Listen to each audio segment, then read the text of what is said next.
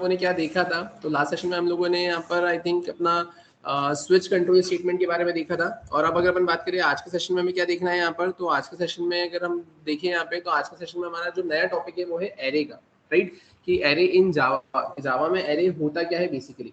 अब अगर अपन बात करें कि जावा में एरे होता क्या है, तो उसके भी पहले अगर मैं बात करूँ यहाँ पर, तो आप सिंपली ऐसा बोल सकते हैं कि ये टॉपिक जावा का नहीं है। इनिशियली अगर आपने सी प्रोग्रामिंग लैंग्वेज अगर पढ़ी हो, C plus plus programming language पढ़ी हो, तो वहां पर भी आप एरे से फेमिलियर हुए थे, है ना। वहां पर भी आपने एरे के बारे में चीजों को देखा था, है ना, चीजों को इम्प्लीमेंट किया था, उसके प्रोग्राम्स आपने फ्रेम किए थे। वही अगर अपन बात करें कि ये ऐसा टॉपिक है कि ये आपको सारी ही लैंग्वेजेस में मिल जाता है, भले ही अब आप सी की बात करें, सी प्लस प्लस की बात करें, जावा की बात करें, पाइथन, डॉटनेट, जावा स्क्रिप्ट, है ना, किसी की भी बात करें, ये एक टॉपिक है कि आपको हर जगह देखने को मिलेगा ही सही। थ्रू आउट द प्रोग्रामिंग आपको इसको फेस करना ही है, आपको अपने कोड में इसको इम्प्लीमेंट करना ही है, और इसकी मैंडेटरीली रिक्वायरमेंट लगती ही है ना। ओवरऑल अगर अपन बात करें तो इसका जो थीम कंसेप्ट है वो तो सेम ही है, बस ये है कि थोड़ा सा 19-20 रहता है सिंटेक्स वाइज अलग अलग लैंग्वेजेस के अकॉर्डिंग। कि सी में अगर आप एरे का यूज करते हो तो जो बेस नॉलेज है, बेस रिक्वायरमेंट है, बेस फंक्शनलिटी है, वो तो वही है ठीक है, लेकिन उसका जो सिंटेक्स है वो जो सी में है उससे क्वाइट डिफरेंट आपका जावा में आपको देखने को मिल सकता है, उससे क्वाइट डिफरेंट अगर आप जावा स्क्रिप्ट में जाते हैं तो उसमें देखने को मिल सकता है, उससे क्वाइट डिफरेंट अगर आप पाइथन में जाते हैं, डॉटनेट में जाते हैं, तो उसमें आपको देखने को मिल सकता है। लेकिन उसका बिहेवियर, उसके काम करने के तरीके, है ना, उसका जो कोर कंसेप्ट है वो सब ऐसा ही है, एज इट इज ही है, राइट। जैसे आपने देखा था ना, इफ एल्स देखा था, नेस्टेड इफ एल्स देखा था, for loop, while loop, do while, ये सब सारी चीजें आपने देखी। तो ये सारी चीजें का जो कोर कंसेप्ट है ये वही है जो थ्रू आउट द लैंग्वेजेस, है ना, सारी लैंग्वेजेस में वैसा ही चलता है। बस ये है कि लिखने के तरीके में हो सकता है 19-20 कहीं आपको डिफरेंस देखने को मिले, कुछ कम कुछ ज्यादा आपको देखने को मिले। तो अब अगर मैं बात करें यहाँ पर एरे के केस में कि एरे मतलब होता क्या है, तो आप सिंपली ऐसा बोल सकते हो सबसे पहला पॉइंट अगर अपन जावा की बात करें, तो जावा में सबसे पहला पॉइंट अगर एरे की अपन बात करें तो उसमें अपन बोलेंगे क्या, तो आप सिंपली ऐसा बोलोगे एरे इज अ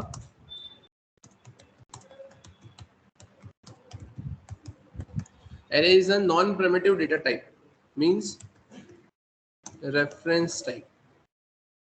एरे क्या है यहाँ पर आपका, तो array is a non primitive data type, reference type. अब रेफरेंस टाइप मतलब कैसे, तो आपने इनिशियली स्टार्टिंग लेवल पर देखा था, there are two types of data types, first one is primitive data type and second one is non primitive data type. Primitive data type is of value type, whereas non primitive is of reference type. Primitive के अंदर आपके पास में int, float, long, double, short, है ना, bite, Boolean, ये आते हैं। लेकिन अगर अपन बात करें नॉन प्रिमिटिव की, तो नॉन प्रिमिटिव में एरे, स्ट्रिंग, क्लास, इंटरफेस, ये सारी चीजें आती है, और ये सब क्या होते हैं, आपके रेफरेंस टाइप होते हैं, ठीक है। फिर अपन क्या बोल सकते हैं यहाँ पे,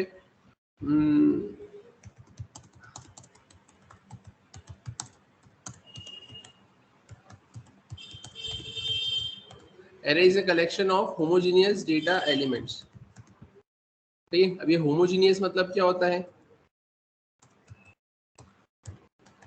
सेम टाइप, है ना। Array is a collection of homogeneous data elements. Array क्या है यहाँ पर, कलेक्शन है। एरे किसका कलेक्शन है, होमोजीनियस, तो सेम टाइप के डेटा एलिमेंट्स का कलेक्शन है।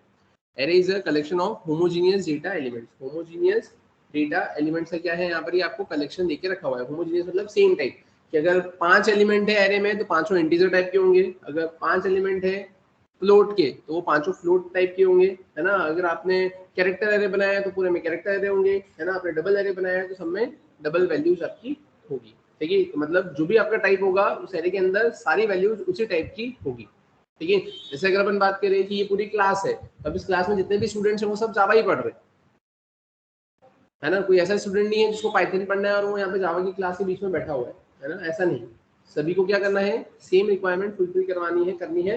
तो उस केस में आप क्या बोलेंगे यहाँ पर, आप सभी होमोजीनियस टाइप के हो, बोले तो सेम टाइप के, ठीक है।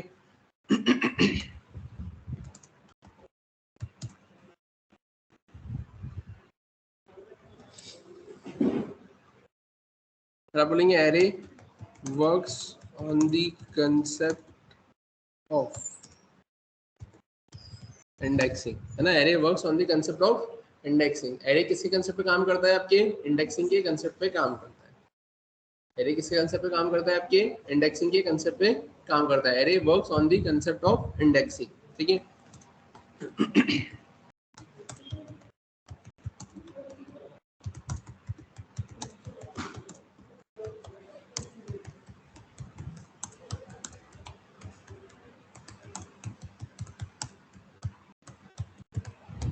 ठीक है, आप क्या बोलेंगे, array works on the concept of indexing, array indexing के कांसेप्ट पे काम करता है। और सेकंड पॉइंट बोलेंगे, array indexing always starts from zero because it follows number system.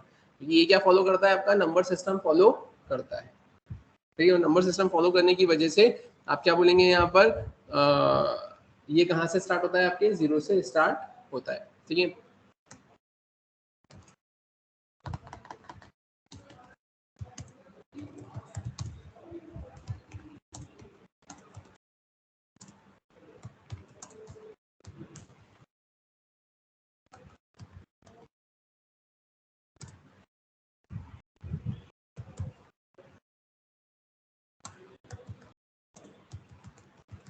Array elements share same name but differentiable bye there indexing. Array के जो elements होंगे वो सेम नेम को क्या करेंगे, शेयर करेंगे, है ना। Array elements share same name but differentiable bye there indexing. लेकिन वो क्या होते हैं, डिफरेंशिएबल होते हैं, किससे डिफरेंशिएबल होते हैं, उनकी इंडेक्सिंग से। कैसे, तो अगर अपन बात करें यहाँ पर, मैंने लिखा है यहाँ पर इंडेक्स, ठीक है, तो यहाँ पर मैं क्या लिखूंगा, इंडेक्स। फिर उसके बाद अपन यहाँ पे क्या लिख लेंगे, तो मैंने यहाँ पे लिख दिया क्या, तो ध्यान से देखना, मैंने यहाँ पे करा है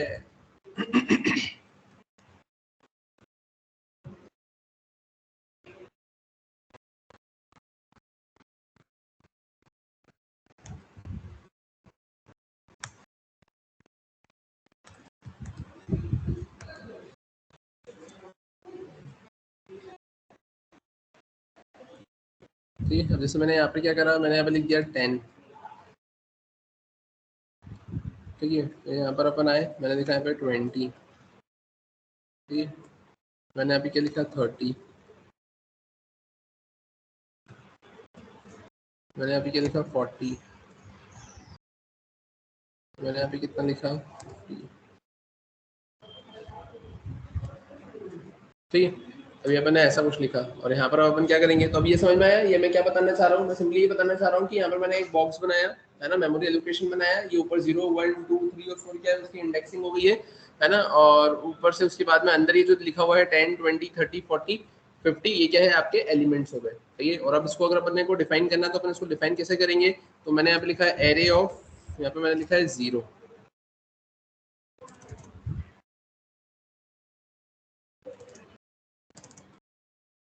ठीक है। तो यहाँ आएगा 0, यहाँ पर आएगा आपका 1, यहाँ पर आएगा आपका 2, यहाँ पर आएगा आपके पास में 3, यहाँ पर आएगा आपके पास में 4, ठीक है। तो आप देखेंगे यहाँ पर आप क्या बोलेंगे, हियर, है ना, 0 1 2, है ना, आर इंडेक्सिंग, ठीक है। फिर उसके बाद में आप क्या बोलोगे, 10 20 30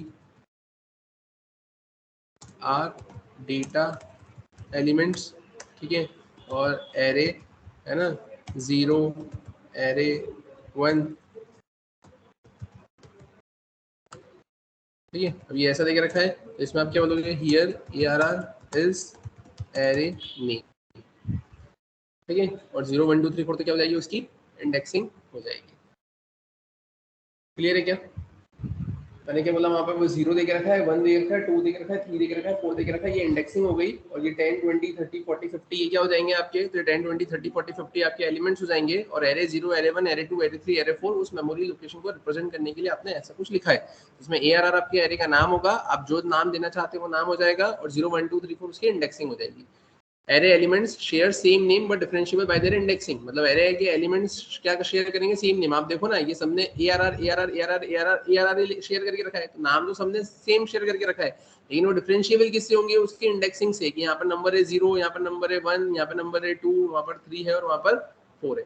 आप खुद ऐसा सोचिए, जैसे इंडियन क्रिकेट टीम है ना, 11 प्लेयर्स ग्राउंड पे खेल रहे हैं, तो सबने जो जर्सी पहन के रखी, सब पे लिखा तो इंडिया है, और उसके पीछे उनका नाम और क्या लिखा रहता है, नंबर लिखा रहता है। नाम अगर नहीं भी देखिए अपन, तो नंबर की अगर अपन बात करें तो आप क्या बोलेंगे, सबकी जर्सी पे लिखा हुआ इंडिया है, लेकिन सब किससे डिफरेंशिएट हो रहे हैं, उनकी नंबर से, उनकी इंडेक्सिंग से। क्लियर है यहाँ तक, तो ये फिर अगर अपन बात करें इसके अलावा, तो ये तो मैंने लिखा array element share same name but differentiable bye there indexing, ठीक है। फिर इसके अलावा आप ऐसा बोल सकते हो,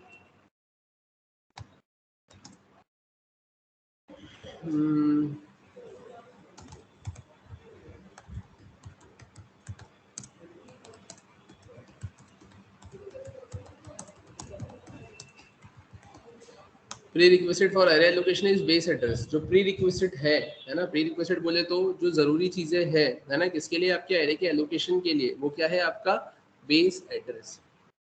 मतलब अगर मैं बात करूं यहाँ पर कि आप फॉर एग्जांपल आप 4 फ्रेंड्स स्कूल का एनुअल फंक्शन या कॉलेज का एनुअल फंक्शन देखने गए, तो आपकी फर्स्ट प्रायोरिटी क्या होगी? फर्स्ट प्रायोरिटी ये होगी कि एक ऐसी लोकेशन, एक ऐसी जगह है ना जहाँ पे हम 4 फ्रेंड्स एक साथ बैठ सके, है ना? एक ऐसी लोकेशन, एक ऐसी जगह जहाँ से आप 4 फ्रेंड्स एक साथ बैठ सके। मतलब आपको एक स्टार्टिंग पॉइंट चाहिए जहाँ से आप बैठना स्टार्ट करोगे।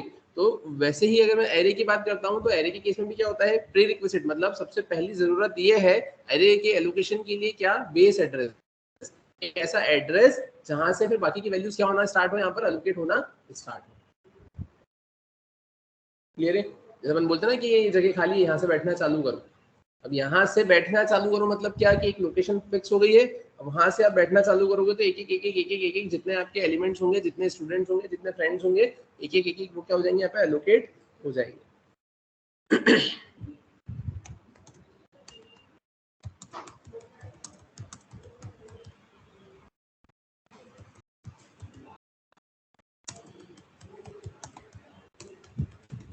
तो ये array works on contiguous memory allocation. Array किस पे काम करता है? कंटीजिनियस मेमोरी एलोकेशन पे काम करता है। मतलब कैसे? अब जैसे मैंने बोला 4 फ्रेंड्स है, तो एक फ्रेंड बैठा, फिर दूसरा बैठा, फिर तीसरा बैठा, फिर चौथा बैठा, है ना? तो वो चारों क्या कर रहे हैं, एक इक्वल डिस्टेंस लेकर बैठ रहे हैं, है ना? कंटीजिनियस मतलब एक साथ। ऐसा होता है क्या कि आप 4 फ्रेंड्स गए, जिसको जहां जगह मिल गई वो अलग अलग सब बैठ गए, एक उधर कॉर्नर पे बैठ गया, एक इधर बैठ गया, एक इधर बैठ गया, एक इधर बैठ गया, ऐसा होता है क्या? नहीं। आपकी फर्स्ट प्रायोरिटी तो क्या रहती है कि सब कुछ एक ही जगह, चारों फ्रेंड्स एक ही जगह बैठे। तो array works on contiguous memory allocation. ठीक है,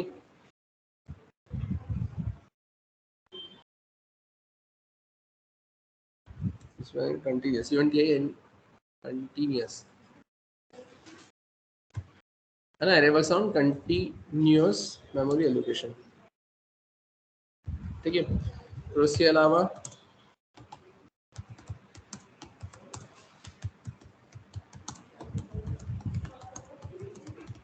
arrays are dynamic allocated in Java, है ना? जावा के अंदर जो एरेज होते हैं वो क्या होते हैं, डायनेमिक एलोकेटेड होते हैं। डायनेमिक एलोकेटेड मतलब कैसे?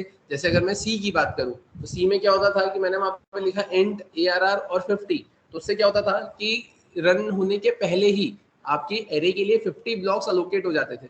तो वो तो वेस्टेज ऑफ मेमोरी हुआ ना, कि अब यूजर ने रन टाइम पर 50 में से सिर्फ कितना करा है, यहाँ पे 5 ही एलिमेंट को इंसर्ट करा है, तो उसके इसमें क्या होगा, उसके इसमें 45 ब्लॉक्स तो वेस्ट हो गए। बट यहाँ पर क्या है, arrays are dynamically allocated in Java, मतलब क्या कि रन टाइम पर आप यहाँ पे लिखोगे 5, 10, 15, 20, 25, तो जितना भी आप नंबर लिखोगे उतनी साइज का एरे यहाँ पे डायनेमिकली क्या होगा, एलोकेट होगा, और आपको उतनी वैल्यूज उसमें फीड करना पड़ेगी। ठीक है, तो आप क्या बोलोगे, arrays are dynamically allocated in Java. Java में जो एरेज होते हैं वो डायनेमिकली क्या होते हैं, एलोकेट होते हैं। ठीक है, इसके अलावा arrays are object in Java, है ना? Arrays are object in Java मतलब क्या आप बोलोगे कि arrays are object in Java मतलब जावा के अंदर जो एरेज होते हैं वो क्या होते हैं, आपके ऑब्जेक्ट होते हैं। क्लियर है? ठीक है,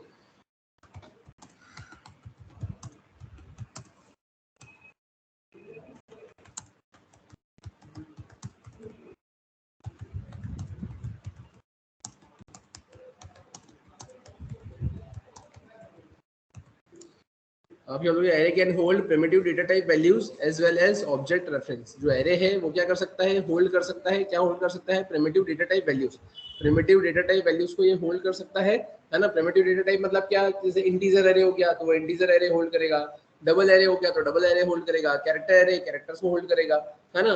as well as object reference. Object reference मतलब कि आप एरे बनाओगे और उसके अंदर ऑब्जेक्ट रखोगे, एरे बनाओगे और उसके अंदर आप ऑब्जेक्ट रखोगे। ऑब्जेक्ट रखोगे मतलब कैसे, जैसे आपने देखा था ना वो scanner SC equals to new scanner system dot in, तो वहाँ पे कैसे न्यू कीवर्ड से आपने एक ऑब्जेक्ट बनाया ना, तो वैसे ही अब आप आगे जाके जैसे जैसे ऑब्जेक्ट ओरिएंटेड प्रोग्रामिंग पढ़ोगे वहाँ पर आप खुद के ऑब्जेक्ट बनाना सीखोगे, और खुद के ऑब्जेक्ट बनाने के बाद में आप क्या करोगे, उन ऑब्जेक्ट को इन एरे के अंदर में भी आप क्या कर सकते हो, रख सकते हो। क्लियर है यहाँ तक? ठीक है, फिर अगर अपन बात करें इसके अलावा, तो इसके अलावा आप ऐसा बोल सकते हो टाइप्स ऑफ एरे। तो टाइप्स ऑफ एरे में अपन क्या बोल सकते हैं, यहाँ पे आता है 1 डायमेंशनल एरे, जिसको अपन बोलते हैं यहाँ पे 1D एरे। फिर आता है यहाँ पर आपके पास में 2 डायमेंशनल अरे बोले तो 2D एरे, ठीक है। और फिर आप क्या बोलोगे यहाँ पे, मल्टी डायमेंशनल एरे, ठीक, multi dimensional array, one dimensional array, two dimensional array और मल्टी डायमेंशनल एरे, क्लियर है यहाँ तक। अब फिर अगर अपन बात करें इसके अलावा, तो जैसे कि आपने ये जो देखा है ना, ये जो आपने देखा है यहाँ पर, तो ये क्या है आपका, आपने इसको कॉपी किया, कॉपी करने के बाद आप यहाँ पर आए, तो अगर मैं बात करूँ वन डायमेंशनल एरे की, है ना, अब क्या बोलेंगे, ये आपका वन डायमेंशनल एरे का ही एग्जाम्पल है, ये आपका किसका एग्जाम्पल है, वन डायमेंशनल एरे का एग्जाम्पल है, ठीक है। अब अगर अपन इसके सिंटेक्स की बात करें कि प्रोग्रामिंग में इसका सिंटेक्स क्या होगा, तो सिंटेक्स की अगर मैं बात करूँ तो सिंटेक्स के केस में अपन सिंपली यहाँ पे बोलेंगे क्या, तो यहाँ पर आएगा आपके पास में डेटा टाइप, ठीक है, तो यहाँ पर क्या आएगा आपके पास में, तो यहाँ पर आएगा आपके पास में वेरिएबल नेम, ठीक है।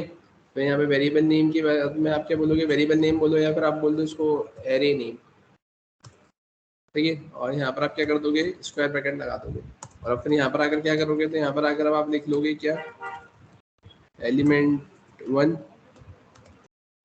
एलिमेंट टू,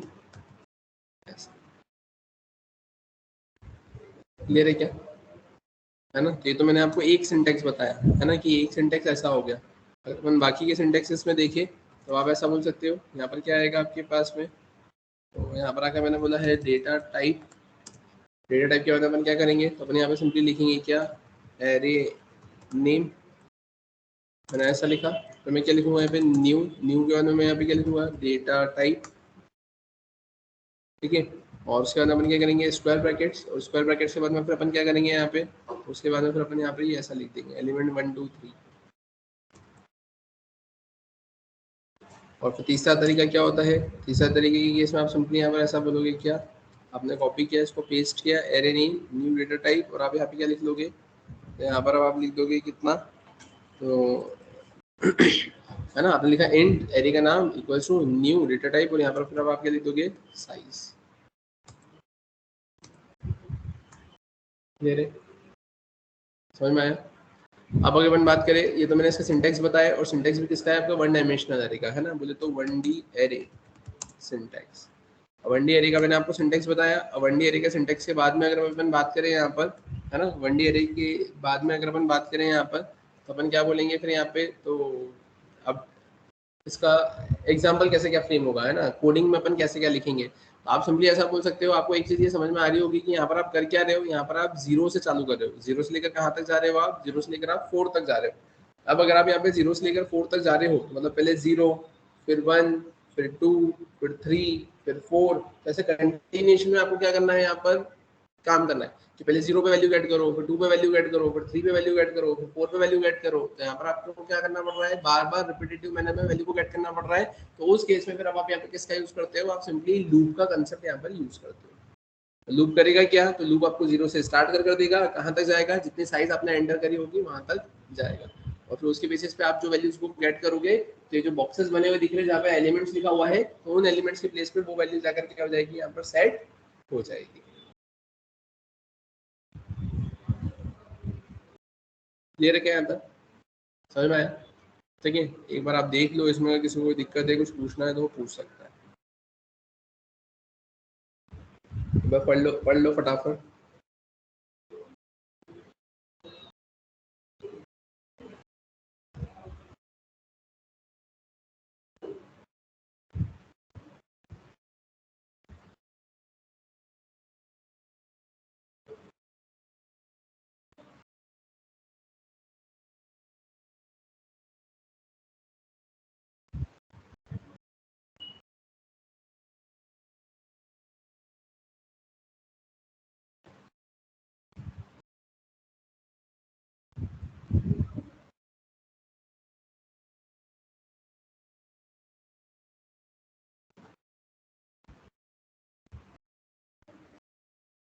देख लो, ये नीचे के पॉइंट्स भी आप एक बार देख लो।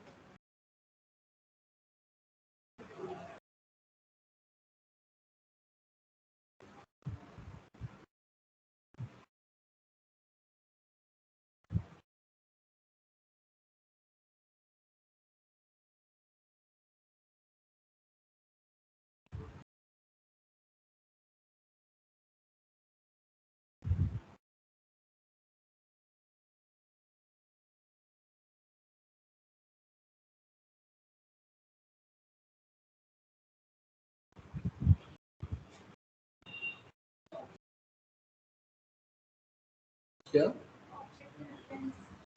बता रहा हूँ।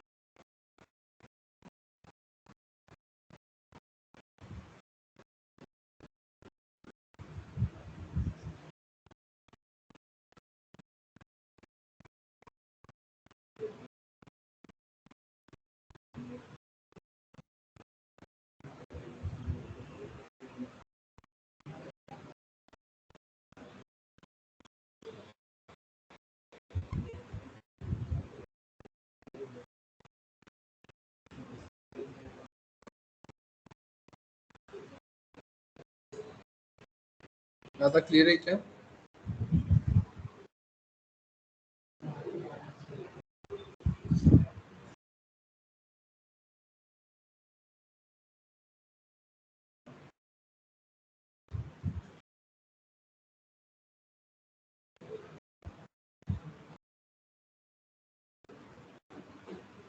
यहाँ तक सभी को क्लियर है? अब इसमें आप क्या पूछ रहे थे? हीप का ये ऑब्जेक्ट रेफरेंस मतलब आप सिंपली ऐसा बोल सकते हो, जैसे आपने देखा होगा ना कि अपन रेफरेंस वेरिएबल की बात करते हैं कि जैसे आपने यहाँ पर न्यू लिखा था, है ना, और न्यू लिखकर आपने क्या करा था, वहाँ पर न्यू स्कैनर लिखा था, तो न्यू स्कैनर से आपको ऑब्जेक्ट बना था और उसको रेफर करने वाला कौन था? आपका रेफरेंस वेरिएबल। तो सिमिलरली आप क्या बोलोगे? Array can hold primitive data values as well as object reference. मतलब ऑब्जेक्ट रेफरेंस मतलब क्या? ऑब्जेक्ट का रेफरेंस, ये ऑब्जेक्ट कहाँ पर स्टोर्ड है ना। मतलब जैसे आपने ऑब्जेक्ट बनाया, है ना, और उस ऑब्जेक्ट का जो रेफरेंस वेरिएबल होगा, है ना, ऑब्जेक्ट का रेफरेंस की वो उस ऑब्जेक्ट को रेफर कर रहा है, उसको आप किस में रखते हो? यहाँ पे आपके एरे में रखते हो। तो वो रेफरेंस आपको एरे में मिल जाएगा और उसके बेसिस पे वो ऑब्जेक्ट कहाँ है वो आपको वो मिल जाएगा। क्लियर है? ठीक है। वहीं अगर अपन बात करें तो इसमें अब आप और क्या बोल सकते हो? तो array works on continuous memory allocation, prerequisite for array allocation is base address. Clear है यहाँ तक? ठीक है ना? हाँ।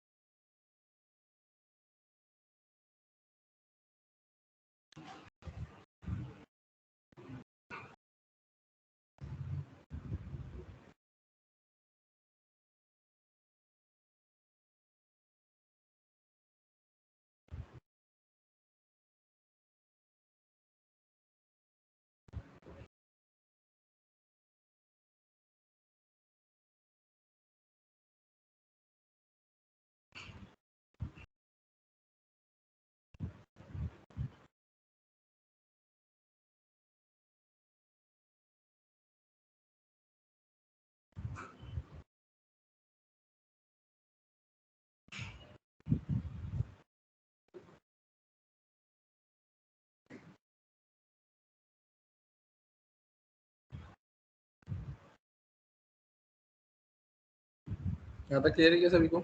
ठीक।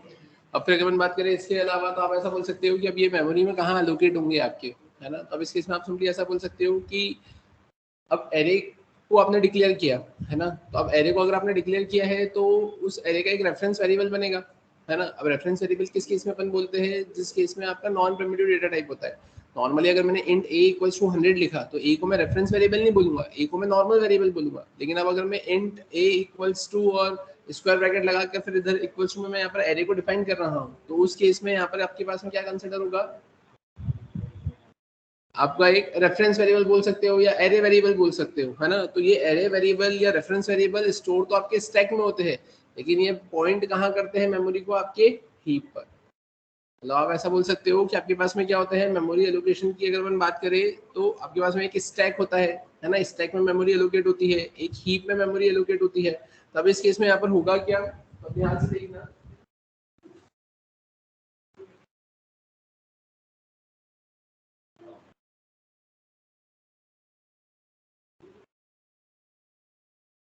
ये अगर अपन बात करें यहाँ पे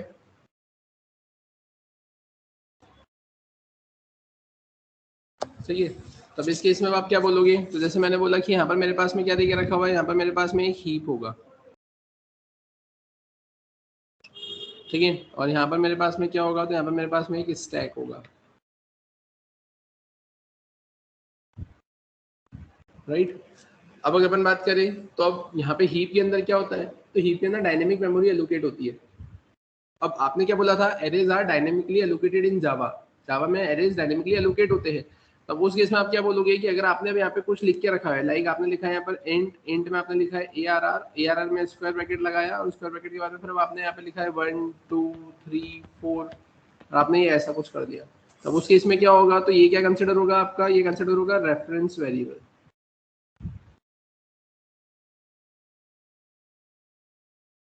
तो ये रेफरेंस वेरिएबल कहाँ आएगा? तो ये रेफरेंस वेरिएबल की अगर अपन बात करें तो ये रेफरेंस वेरिएबल उठकर यहाँ आएगा, मतलब यहाँ पर क्या लिखा हुआ मिलेगा आपको? ARR। और वहीं की बात अगर इसकी, तो ये कहाँ पे जाके सेट होता है? ये हीप में सेट होता है, तो ये हीप में सेट हो जाएगा आपका यहाँ पर कुछ इस तरीके से 1 2 3 4, ठीक है। और उसके बाद में अब आप क्या बोलेंगे यहाँ पर? तो ये जो ARR है ये पॉइंट करेगा इसको, और यहाँ से फिर ये क्या है? कंटिन्यूस मेमोरी एलोकेट होती है, तो ये बाकी सारे एलिमेंट्स को फिर रिट्राइव कर लेगा। क्लियर है? समझ में आया? यहाँ पर आप क्या बोलोगे कि जो एरे है, रेफरेंस वेरिएबल है, वो तो स्टैक में सेट हो जाएगा, लेकिन वो पॉइंट आउट किसको करेगा? यहाँ पर जो भी उसके एरे के एलिमेंट्स है जो कि हीप पे एलोकेट होंगे। आपने बोला ही था ना, arrays are dynamically allocated in Java. Dynamic memory allocation कहाँ होता है? आपकी हीप में होता है, तो उस केस में आपका वो कहाँ बनेगा? हीप में बनेगा। क्लियर है यहाँ तक? अब अगर अपन बात करें इसका एग्जाम्पल कैसे क्या बनेगा, तो अपन इसको लिखेंगे कैसे क्या, तो वो अपन देखते हैं। यहाँ पे चलते, तो अपन आ जाते हैं VS कोड पर, और VS कोड पर आने के बाद में अपन यहाँ पर एक नया एग्जाम्पल फ्रेम करते हैं बाय द नेम array1.java। ठीक है, अपन यहाँ पर आ गए। अब यहाँ आकर मैंने क्या करा है? मैंने सिंपली यहाँ पे लिखा है program showing the concept of array in Java। ठीक है, program showing the concept of array in Java। अब मैंने क्या करा है यहाँ पर? तो मैंने सिंपली लिखा है क्लास, मैंने लिखा है यहाँ पे array1। array1 के बाद में अपन क्या लिखेंगे? Public static void main। यहाँ पर मैंने ऐसा लिखा, और यहाँ पे मैं क्या लिखूंगा? String args। कोई दिक्कत? फिर अगर अपन बात करें अब इसके अलावा, तब इसके अलावा यहाँ पर आने के बाद मैंने क्या लिखा? इंट में मैंने लिखा ARR, मैंने लगाया स्क्वायर ब्रैकेट। अब स्क्वायर ब्रैकेट के बाद में मैं क्या करूँगा यहाँ पर? तो अब सबसे पहले अगर अपन बात करें तो मैंने यहाँ पर ऐसा कुछ लिख दिया 10 20 30 40 और 50, मैंने ऐसा लिखा। अब मुझे इसको प्रिंट करवाना है, तो मैं क्या लिखूंगा यहाँ पे? सिस्टम डॉट आउट डॉट क्या आएगा यहाँ पे? Print ln. और प्रिंट एलन में अपन क्या कर देंगे यहाँ पर? तो मैंने लिख दिया एरे ऑफ, कितना आएगा यहाँ पर? 0, कॉमा करके मैंने कितना लिख दिया? एरे ऑफ, यहाँ पे कितना आएगा आपका? 0। ठीक है, अपन यहाँ पर आ गए। अब यहाँ आने के बाद में अपन करेंगे क्या? तो ध्यान से देखना है, यहाँ पर एरे 0 था, यहाँ पर मैंने 1 लिखा, 2 लिखा, 3 लिखा, 4 लिखा। यहाँ पर भी अपन आ गए 0, मैंने लिखा 1 2 3 और 4। मैंने इसको सेव किया। सेव करके आप इसको चलाकर देखो, तो चलाकर देखने के लिए कंट्रोल शिफ्ट और C को मैंने प्रेस किया। अपन यहाँ पर आ गए। यहाँ आने के बाद अपन क्या लिखेंगे? जावा सी, मैंने लिखा है array1.java। अपन यहाँ पर आ गए, कुछ गड़बड़ करी हम लोगों ने, यहाँ पर मैंने कॉमा लगा दिया फिर से। ठीक है, मैंने इसको सेव किया, अपन यहाँ पर आए, यहाँ पर आए, स्क्रीन को क्लियर किया, अपन यहाँ पर आ गए। सक्सेसफुली कंपाइल हो गया। कंपाइल होने के बाद हम इसको रन करते हैं यहाँ पर, तो आप देखेंगे यहाँ पर ये कुछ इस तरीके से आपको देखने को मिल रहा है ना, 10 20 3 40 और 50। आपने 3 लिखा था क्या? हाँ, 03 लिखा गया था।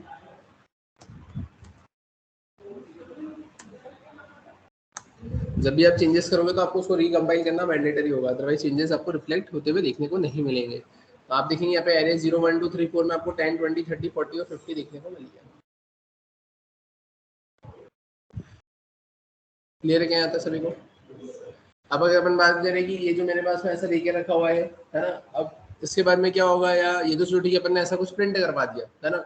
अब ऐसे मेरे पास में उस एरे के अंदर अगर 1000 एलिमेंट होते तो क्या मैं ऐसे 1000 स्टेटमेंट लिखता है क्या? System dot out dot print ln, और फिर एरे 0 1 2 3 4 से लेकर चलते हैं 100 200 300 400 500 से लेकर 999 और फिर ऐसे 1000 तक, ऐसे कुछ जाते क्या? अपन जाने को तो आप जा सकते हो, कोई दिक्कत नहीं है, लेकिन वो कितना ज़्यादा कॉम्प्लिकेटेड हो जाएगा। तो फिर अब उस केस में अपन फिर यहाँ पर एक काम ये करते हैं कि अपने यहाँ पर इस चीज़ को रिप्लेस करते हैं और रिप्लेस कैसे करते हैं कि ये जो आप एक ही स्टेटमेंट को इतनी बार लिख रहे हो और उसमें सिर्फ अंतर किसका है, सिर्फ आई की वैल्यू का, बोले तो 0 1 2 3 4 का। अपन क्यों ना एक काम करते हैं, यहाँ पे मैंने लिखा फॉर लूप। फॉर लूप में मैं क्या करूंगा, इंट आई इक्वल्स टू, अरे हमेशा 0 से स्टार्ट होता है और हर बार अपन क्या करेंगे, आई इज लेस देन, कहाँ तक जाएंगे, तो अब यहाँ पर आप क्या बोलेंगे कि जो ARR है ना, इसके पास में एक प्रॉपर्टी होती है लेंथ नाम से, तो मैंने लिखा ARR डॉट लेंथ, ठीक है। और अपन क्या कर देंगे, हर बार कर देंगे आई को प्लस प्लस, कोई दिक्कत। मैंने क्या बोला कि मैं यहाँ पे 0 से स्टार्ट करूंगा और 0 से स्टार्ट करके कहाँ तक जाऊंगा, तो उसकी जितनी भी लेंथ होगी मैं वहां तक जाऊंगा। अब आप खुद सोचो कि यहाँ पर अगर ये 0 से स्टार्ट हुआ है तो 0 1 2 3 और ये कितना हो जाएगा आपका 4। अपन अब यहाँ पर आए, यहाँ आने के बाद में अपन करेंगे क्या, तो मैंने यहाँ पे लिखा है सिस्टम डॉट, मैं क्या लिखूंगा आउट डॉट, मैंने यहाँ पे क्या लिखा है प्रिंट एलन, और प्रिंट एलन में अपन क्या कर देंगे यहाँ पर, तो प्रिंट एलन में मैंने लिख दिया एरे ऑफ। अब यहाँ पे भी मेरे को डायनेमिक वैल्यू चाहिए, तो अपन क्या करेंगे यहाँ पर, अब तो मैंने यहाँ पर सिंपली क्या लिख दिया, तो मैंने यहाँ पे लिख दिया क्या आई, है ना, डायनेमिक वैल्यू प्रिंट करवाने के लिए। और अब उसके बाद में अपन यहाँ पे क्या कर देंगे, तो मैंने लिखा प्लस और मैंने लिख दिया एरे ऑफ आई। अब अभी इतने स्टेटमेंट को क्या कर देंगे, यहाँ से हटा देंगे। अब इससे ये होगा कि अब आप खुद देखिए यहाँ पर कि अगर आपके पास 50, आपने लिखा 60 70, है ना, फिर 80, फिर 90 100, अब ऐसे इतने सारे आ गए तो आपको इतने स्टेटमेंट बढ़ाने नहीं पड़ेंगे ना। ये जो लूप लगाया है आपने जनरलाइज मैनर में, वो सारे एलिमेंट्स को प्रिंट करवा देगा। मैंने उसको सेव किया, सेव करके बनाते हैं यहाँ पर, मैंने स्क्रीन को क्लियर किया, मैंने इसको क्लास नहीं, यहाँ पर अपन आए, यहाँ पर आकर मैंने करा एरे 2 बनाते हैं। यहाँ पर मैंने यहाँ पर क्या करा, एरे 2 को कंपाइल किया, अपन यहाँ पर आए, यहाँ आने के बाद अपन करेंगे क्या, तो मैंने लिखा जावा एरे 2, यहाँ पर आ गया 10 से लेकर 100।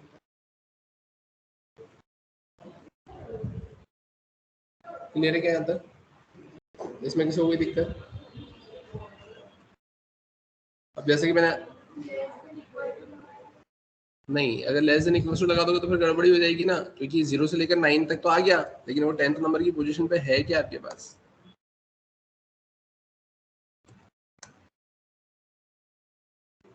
टेन नंबर की पोजीशन तो कुछ है नहीं ना, तो उसने दे दिया array index out of bounds exception.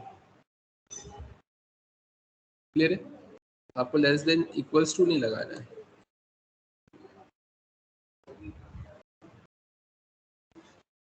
यहाँ तक सभी को समझ में आया। इसी को अगर अपन देखें यहाँ पर, तो मैं और कैसे लिख सकता हूँ, तो मैंने यहाँ पर इसे कॉपी किया, इसी का सिंटेक्स मैंने आपको एक और बताया था ना, जब अपन यहाँ पर आए, यहाँ अगर मैंने न्यू ये इंट ARR लिखा, अब मैं यहाँ पे क्या कर दूंगा, न्यू मैंने लिखा इंट, और इंट के बाद मैंने लगा दिया स्क्वायर ब्रैकेट, और स्क्वायर ब्रैकेट के बाद में मैंने फिर क्या कर दिया, ये सारी चीजें लिख दी। अगर आप ऐसा करते हो तो भी यहाँ पे क्या मिलेगा, आपको सेम आउटपुट मिलेगा। आपने इसे कंपाइल किया, कंपाइल करने के बाद में आप देखेंगे यहाँ पर, आप इसे रन करेंगे, आपने जैसे ही इसे रन किया तो आप देखो ये आपका आउटपुट ऐसा कुछ मिला।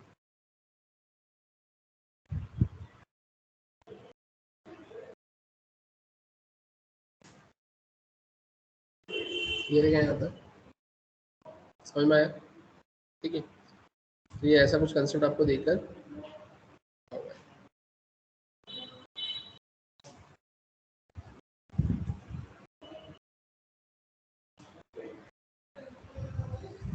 क्लियर है। देखिए दूसरा एग्जांपल, अब अगर अपन बात करें अब इसके अलावा, तो ये तो चलो ठीक है, अपन ने ऐसा कुछ कंसेप्ट देखा है। अब इसके अलावा अगर अपन देखना चाहे तो मैंने इसे सेव एज किया, मैं यहाँ पर आया एरे 3 करा, यहाँ पर आकर मैं क्या लिखूंगा, मैंने लिखा यहाँ पर एरे 3 लिखा, अपन यहाँ पर आ गए, अब ये सब कुछ मैंने हटा दिया, अब यहाँ पर आकर मैंने कितना लिख दिया, मैंने लिख दिया यहाँ पर 5।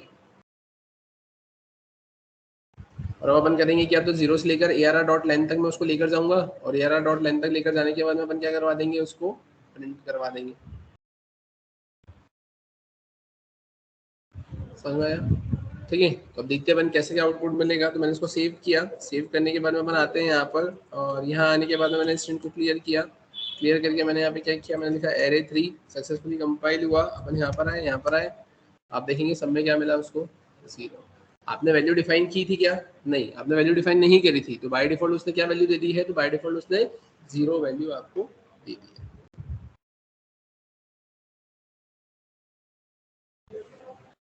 क्लियर है। तो ये तो आपको भी पता है ना कि जब मैंने आपको डेटा टाइप्स पढ़ाए थे, तो प्रिमिटिव डेटा टाइप जब मैंने आपको पढ़ाए थे, तो उसमें मैंने उनकी डिफॉल्ट वैल्यूज भी लिखकर बताई थी ना, ये इंटीजर है तो 0 होगा, फ्लोट है तो 0.0 होगा, है ना, कैरेक्टर है तो बैकवर्ड स्लैश 00000 होगा, यहाँ पर भी वो आपको क्या दे रहा है, यहाँ पर इसकी डिफॉल्ट वैल्यू देने का।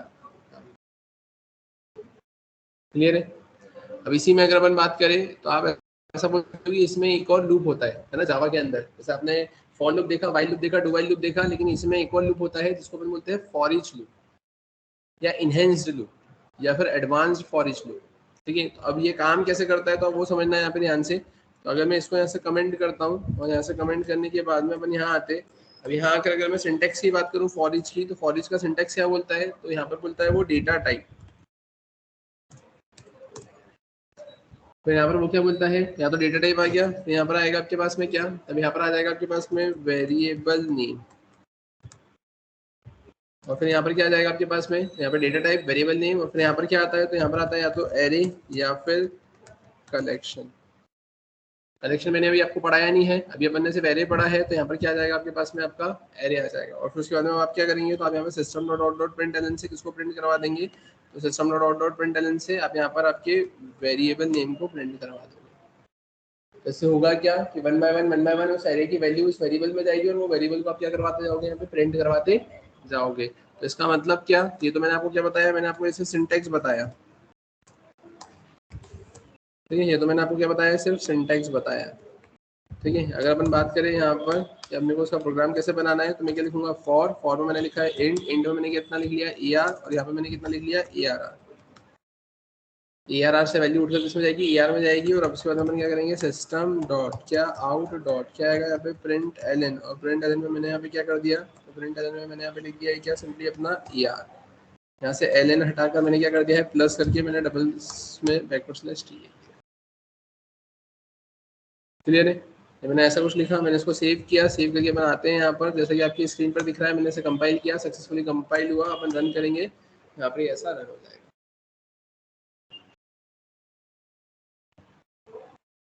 क्लियर है यहाँ तक? वहीं अगर अपन बात करें इसके अलावा, तो अपन आते हैं यहाँ पर, जैसा कि आपकी ये तो नाम है एरे का नाम, आपको जो नाम देना है आप वो नाम दे सकते हो, कुछ भी नाम दे सकते हो, कुछ भी नाम दो, ये तो मैंने मन से लिखा है। ये भी वेरिएबल है, मतलब आपको जो नाम देना है यहाँ पे वो नाम दो, अब ABCD XYZ जो देना हो वो दे दो, ऐसा। ठीक है, फिर अगर अपन बात करें अब क्या, तो यहाँ तक तो चलो ठीक है, अपने को समझ में आया है ना, अपन ने इसमें कुछ इस टाइप की फंक्शनलिटी को इम्प्लीमेंट किया। अब अगर मैं बात करूँ यहाँ पर, मैंने सेम इसी को पूरे को कॉपी किया, मैंने उसको पेस्ट किया, यहाँ पर आकर अब मैं क्या करूँगा, तो मैंने इंटीजर था, मैंने यहाँ पे क्या लिख लिया है, डबल। तो यहाँ पे नाम तो चेंज करना पड़ेगा, यहाँ पर अपन आए, मैंने लिखा DOUBLE डबल। अपन यहाँ पर आ गए, अब यहाँ पर आकर मैंने क्या कर दिया, मैंने लिखा ARR1, यहाँ पर आकर मैंने क्या कर दिया, इंट ARR की जगह मैंने लिख दिया यहाँ पर डबल। और अपन अब यहाँ पर आकर क्या करवा देंगे, ER को प्रिंट करवा देंगे। मैंने उसको सेव किया, सेव करके मैं यहाँ पर आया, मैंने इसे कंपाइल किया, सक्सेसफुली कंपाइल हुआ, मैंने रन किया। ठीक है, 4 था शायद। ठीक है, तो आप देखेंगे यहाँ पर ये तो पहले इंटीजर का आ गया, फिर ये 0.0 0.0 0.0 ये आपका डबल का आ गया। आप एक काम कर सकते हैं, यहाँ पर आकर आप एक लिख दो ऐसा, सिस्टम डॉट क्या आउट डॉट क्या जगह यहाँ पे प्रिंट एलन।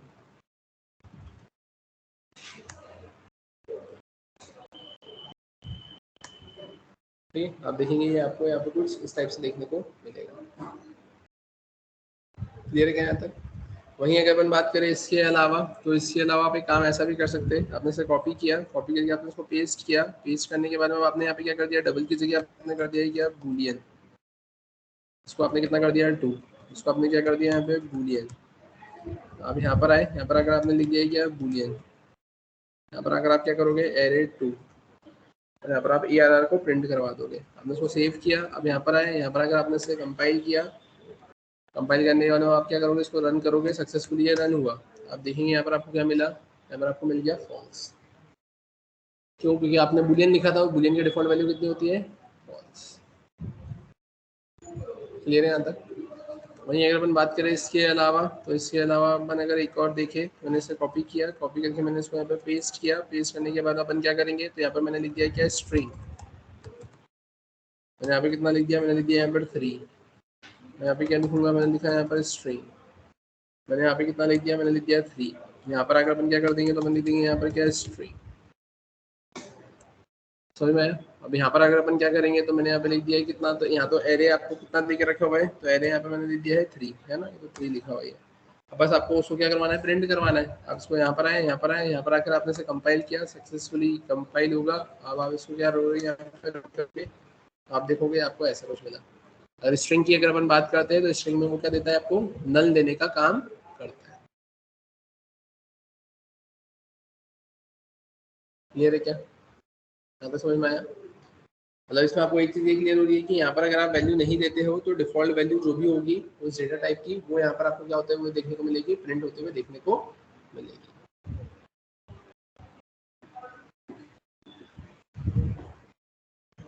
यहाँ तक क्लियर है क्या सभी को? वहीं अगर अपन बात करें इसके अलावा, तो इसके अलावा आपने एक एग्जांपल ये जो देखा था अभी यहाँ पर, जिसमें आप कर क्या रहे थे, यहाँ पर आपने सिंपली वैल्यूज को ऐसे सेट किया था और अपने टास्कों को परफॉर्म किया था। अब वैल्यूज को सेट किया था, टास्क को परफॉर्म किया था, तो मैंने क्या करा, मैंने इसको सेव एज किया and save it by the name array5, right. अब यहाँ पर आ गए, यहाँ आने के बाद में अगर मैं बात करूँ अब क्या, तो मैंने बोला कि अब मैं ऐसा चाहता हूँ कि यहाँ पे जो वैल्यूज को मैं यहाँ पे लिख रहा हूँ, जो कि फिक्स करके लिख रहा हूँ, मैं ये वैल्यूज यूजर से चाहता हूँ। तो यूजर से चाहता हूँ, तो यूजर से चाहने के लिए मेरे को क्या करना पड़ेगा, इम्पोर्ट जावा डॉट क्या आएगा यहाँ पे, util डॉट स्कैनर, ये लिखना पड़ेगा। इसके बाद में फिर अपने को अंदर आकर क्या करना पड़ेगा, तो अब अंदर आने के बाद में अगर अपन बात करें, तो अब मैं यहाँ पे यूजर से वैल्यू गेट करना चाहता हूँ, यूजर से वैल्यू गेट करना चाहता हूँ, तो मैं क्या लिखूंगा, scanner s equals to new scanner, और यहाँ पे मैंने क्या लिख दिया है, तो मैंने यहाँ पे लिख दिया है क्या, सिस्टम डॉट इन, मैंने ऐसा लिखा। अब मैं यहाँ पर क्या करूंगा, तो अब यहाँ पर आने के बाद में, है ना, अपन सिंपली यहाँ पे यूजर को क्या बोलेंगे, तो अपन बोलेंगे यहाँ पर सिस्टम डॉट क्या आएगा यहाँ पर, आउट डॉट क्या आएगा यहाँ पे, प्रिंट एलन, और प्रिंट एलन के अंदर अपन क्या करेंगे, यहाँ पर अपने यहाँ पर सिंपली बोल देंगे एंटर, है ना, साइज ऑफ एरे, मैंने कितना लिख दिया, एंटर साइज ऑफ एरे। मैंने यहाँ पे क्या करेंगे, इंट मैंने यहाँ पे लिख दिया है साइज, और साइज में मैंने क्या कर दिया है, एस सी डॉट, मैंने यहाँ पे कितना लिख दिया है, नेक्स्ट इंट। कोई दिक्कत है क्या? मैंने यहाँ पे यूजर से साइज गेट कर लिया। अब सिंपल सी बात है, अब आपको यहाँ पर एक बार वैल्यू गेट करना है क्या, नहीं, यहाँ पर जितनी साइज एंटर करोगे उतनी बार वैल्यू गेट करना है, तो simply you need to put a for loop here. तो आपने यहाँ पे क्या लिखा है, इंट आई इक्वल्स टू कहाँ से, 0 से लेस देन कहाँ तक जाओगे आप, जितनी भी आपने साइज लिखी है, और हर बार आप करोगे क्या, आई को प्लस प्लस। क्लियर है? अब यहाँ पर आप करोगे क्या, अब यहाँ पर यूजर से आपको वैल्यू गेट करना है। अब अगर आपको यहाँ पे यूजर से वैल्यू गेट करना है, तो एरे को पहले डिक्लेयर करना पड़ेगा। अब एरे को डिक्लेयर करना पड़ेगा, तो आप यहाँ पे क्या बोलेंगे, तो आपने सिंपली लिखा है पे डिक्लेरेशन ऑफ एरे। आपने यहाँ पे क्या लिखा है, तो आपने लिखा है int a are r, int लिखा, आपने ए आर आर लिखा, आपने स्क्वायर ब्रैकेट लगाया, अब इक्वल्स टू लिखा। अब इसके बाद में आप क्या करोगे, तो अब इसके बाद में आप यहाँ पे सिंपली लिखोगे क्या, आपने लिख दिया न्यू, आपने यहाँ पे लिख दिया इंट, और उसके बाद में आप यहाँ पे क्या लिख दोगे, तो आप यहाँ पे लिख दोगे साइज। तो इसका मतलब ये समझ में आया कि arrays are dynamically allocated in Java, मतलब रन टाइम पर यहाँ पर एलोकेट होगा ना, रन टाइम पर अगर तुमने साइज में 5 लिखा होगा तो 5 साइज का एरे बनेगा, 10 लिखा होगा तो 10 का बनेगा, 20 लिखा है तो 20 का बनेगा। फिर उसके बाद में आपको करना क्या है, तो ये वाली लाइन तो यहाँ से हट जाएगी, और उसके बाद में आपको यहाँ पे यूजर से वैल्यू गेट करना है। तो आप यहाँ पे क्या बोलोगे, system dot out dot print ln, और अब आपने यहाँ पे क्या कर दिया, तो आपने लिख दिया यहाँ पर एंटर, आपने यहाँ पे कितना लिख दिया है, प्लस प्लस आपने लिख दिया है आई, आपने लिख दिया यहाँ पे ब्रैकेट में आई प्लस 1, और यहाँ पर आपने क्या लिख दिया है, वैल्यू। ठीक है, आपने ऐसा कुछ लिखा, है ना, और उसके बाद में आप क्या करेंगे यहाँ पर, तो यहाँ पर अगर आप सिंपली लिखेंगे क्या, तो अपन लिख लेंगे ए आर आर ऑफ, है ना, क्या आई पर क्या आएगा यहाँ पर, H C dot next in, A are R of I पर एच सी डॉट क्या आ जाएगा यहाँ पर, नेक्स्ट इंट आ जाएगा। और उसके बाद में बस अब आप क्या करवा लोगे, उसको प्रिंट करवा लोगे। तो आपने क्या कर दिया, यहाँ पर 0 से लेकर एरे डॉट लेंथ तक ले गए, उसको प्रिंट करवा दिया। क्लियर है क्या? चला कर देखते हैं अपन एक बार उसको कैसे क्या दिखेगा। तो जैसे कि आपकी स्क्रीन पर यहाँ पर आपको दिख रहा है, अपने यहाँ पर आए, यहाँ पर आकर मैंने क्या लिखा है, 5, ठीक है। अब यहाँ पर देखो क्या हुआ, है ना, सक्सेसफुली कंपाइल तो हो गया। अपन स्क्रीन को क्लियर करते हैं, अपन अब इसको रन करते हैं। यहाँ पर एंटर साइज ऑफ एरे मैंने लिखा 5, enter first value, enter second value, third value, fourth value, fifth value, array 0 1 2 3 4 इतना आ गया।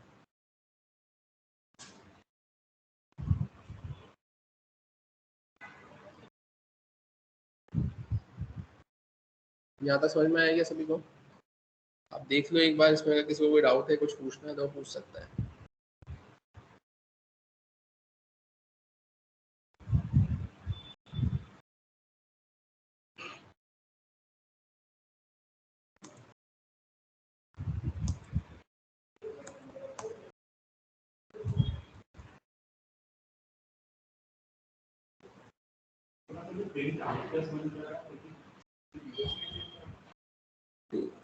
कहाँ पे ये अपन ने प्रिंट करवाया ना, यहाँ पर अपन ने तो लिखा है फर्स्ट वैल्यू सेकंड वैल्यू, और यहाँ पे नीचे तो अपन ने आई की वैल्यू को लिखा है ना, एरिया ऑफ आई, इसलिए उसने एरिया ऑफ 0 1 2 3 को ही दिया है।